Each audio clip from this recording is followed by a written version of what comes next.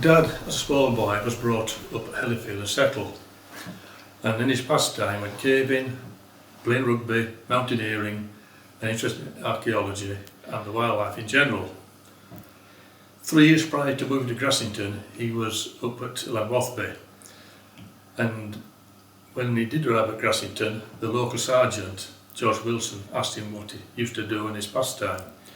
So it's no surprise that when Mr. Wilson asked him to recover a lamb from the bottom of a mine shaft on the moor, then that happened again.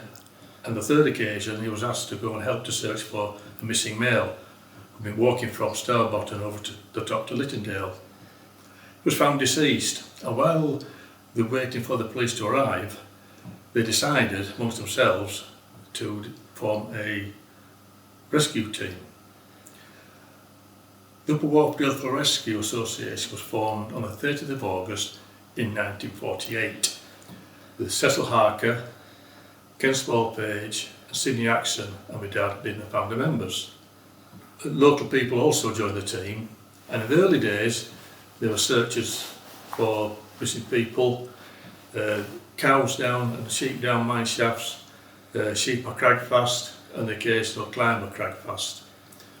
But the real test came in June 1951 when we were asked to go by the CRO to go and rescue a caver who had fallen down Penningham Pot.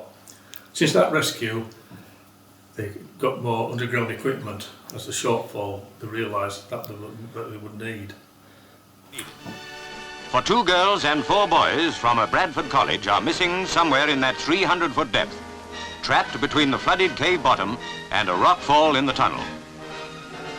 Work goes on all day and far into the night to find the 6 youngsters who try to descent no experienced potholer would have dreamed of making in winter. The Dowcade Providence system was opened in 1954. It was not until 3 years later that they had their first call out to a trapped caver was wedged. It wasn't a difficult rescue, but the next rescue 3 months later in December of that year was to find 6 cavers who were trapped by floodwater. It was difficult. We had to dynamite the entrance at Providence Pot to gain entry, because although at that time the entrance in the streamway is choked up with big boulders.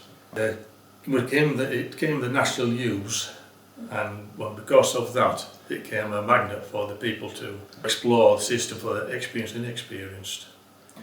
Following that, we were called there 91 occasions over 40 years, mainly for people who were exhausted and tired or inexperienced people.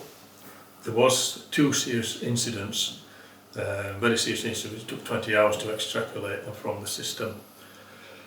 The remaining 15 were sort of minor injuries, but the rest were all sort of lost in that system.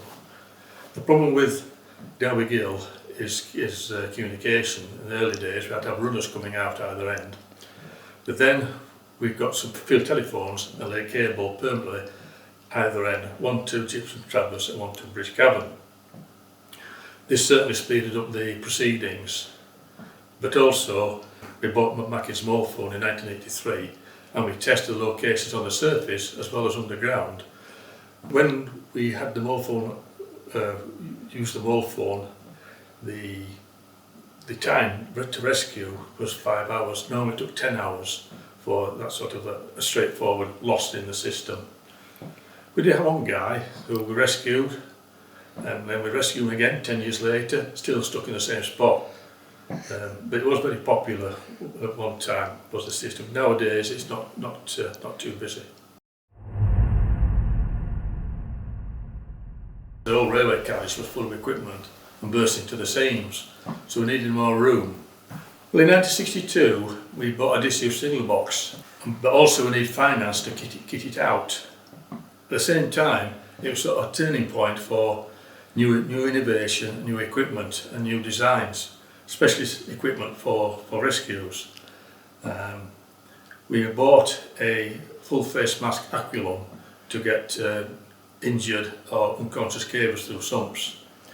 We also had these temples made by Ferranti and the steel framework for the Robinson stretcher, also made by Ferranti.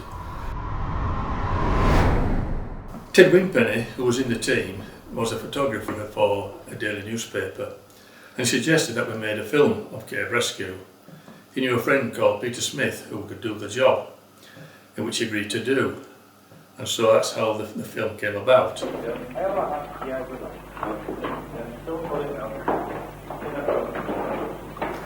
We then had the film out to groups anywhere all over the country who wanted to use it, and that brought in a lot of money.